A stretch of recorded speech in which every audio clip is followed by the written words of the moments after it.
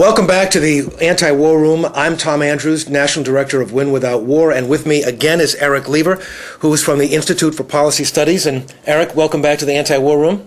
Good to be here. Happy President's Day week. This is the week that kids all across the country take time off from school, and of course the members of Congress are no exception. I was in the elevator at the Capitol filled with members of Congress, and someone had a good one. They said, what's the difference between a pack of Cub Scouts and a group of members of Congress? The Cub Scouts have adult supervision. But in any case, they're all home, they're campaigning, they're engaged in a lot of other activities. Some are out on, doing these visits around the world, actually. But meanwhile, back at the ranch, that is the United States of America, we have a very, very hot political year and a very, very hotly contested presidential primary on the Democratic side, and we have very interesting races happening on the House and the Senate side, all that are going to be playing out as the Congress deals with this very contentious question of Iraq. How is politics, the broader politics, Erik, playing into the votes that we're going to be seeing fairly shortly in the House and Senate on Iraq? In the electorate, I think that you're seeing greater separation, that you're getting deeper red in red states and deeper blue in blue states. So in Maryland, for instance, in the primary that was held last week, you had Wayne Gilchrist, a Republican, who had started to speak out against the war over the last year, 2 years. He loses a tough primary fight. With this being an issue, with the Iraq War and his opposition being the issue. Okay. And similarly, on the Democratic side, you have Al Wynn, who had voted for the war.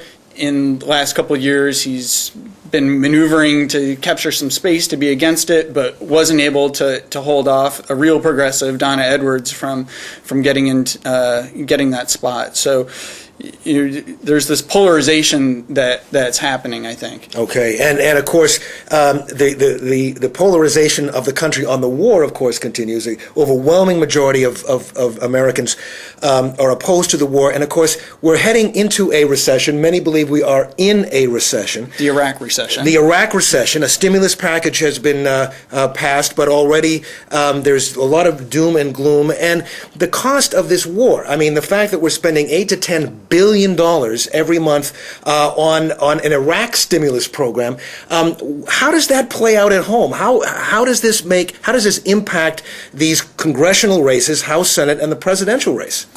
Well, you remember in 2006, the midterm elections, they really pivoted on the issue of the Iraq War. And voters coming in to see what the result of that was, I think, have been pretty unhappy over the last year, that they haven't seen a lot of action on Congress. So that there's going to be a lot of demand now for voters, as people are campaigning, for them to say, look, we got you into office for you to change things. You've got a year to do it. We're in a really bad spot economically. That we just passed this stimulus package, as you mentioned, but yet, when Congress comes back from the break, they're going to be talking about giving another $100 billion for the war for the next couple, for the rest of the fiscal year, which, if you were going to extend that for the whole year, probably equals the same amount that that they passed for that stimulus package. So as we're spending every dollar in Iraq, we're barely keeping up with that on trying to keep our own house in order. And I think that is going to be, the number one focus. And it's, one of the big distinctions between the Republicans and the Democrats this year. And we're talking about a lot of money, $8 to $10 billion a month. And of course, they're running out of money. And one of the battles that we're going to see this spring, we don't quite know when, but it's coming up to a Congress near you, is this what they call the Supplemental Appropriations bill. It looks like it's going to be $102.5 billion just to get us, as Erik says, from now to the end of the fiscal year, which is September 30th. This is a lot of money. And it's an opportunity for us to make this an issue, to let people know we're going to spend another $2.5 billion in Iraq when our own economy and our own country and priorities are obviously going to hell in a handbasket.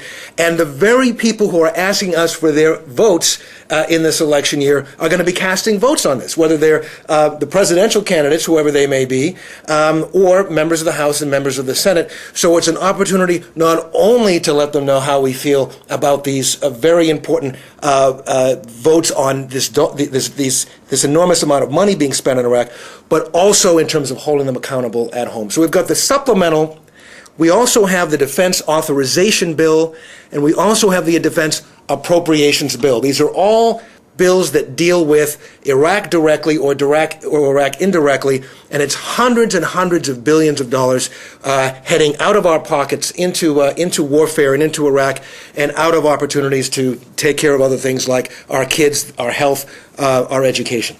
Well, it provides an excellent opportunity for us to get Iraq back on the agenda. The economy has really sort of come to the forefront without necessarily people making this connection with Iraq. That the reason, one of the reasons for the recession, obviously the credit boom or the credit crunch is a big problem of it. But Iraq has a huge impact on it, and so it gives people the ability to talk about what are we spending our dollars on, and more importantly, is what we're spending our dollars on actually making us more safe and more secure, which I think that that many of us would argue simply is not. Exactly right. And and there are also some milestones, very unfortunate milestones, coming up in the next few weeks.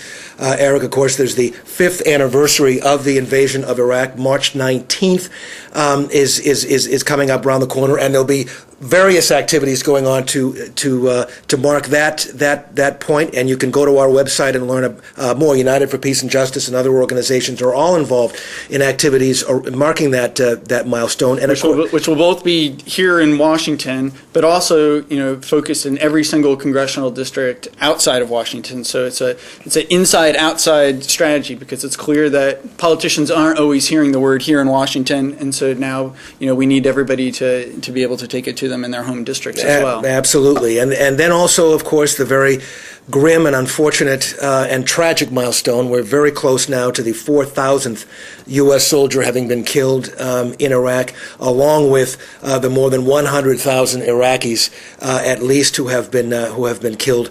Just a very tragic state of affairs as a result of this catastrophe, Erik. But I think it's important to remember that what we just passed on last Friday, February 15th, was the day that you had millions of people in the streets in the United States and across the world protesting the war. And it's that energy that people took to the streets then that we need to really have out now, both in front of the people who are as they're the candidates, the presidential candidates, the congressional candidates, and for us really to bring that energy that we had at that point into Congress, and not say, we're going to wait another year, until we have the next president to come in to clean house. But this is the time to take care of business. This is the time to stop the war. This is the time to bring the troops home. So we're going to have a lot more information. March and April are going to be very, very big months. At the very beginning of April, we're going to be back here. Very beginning of March,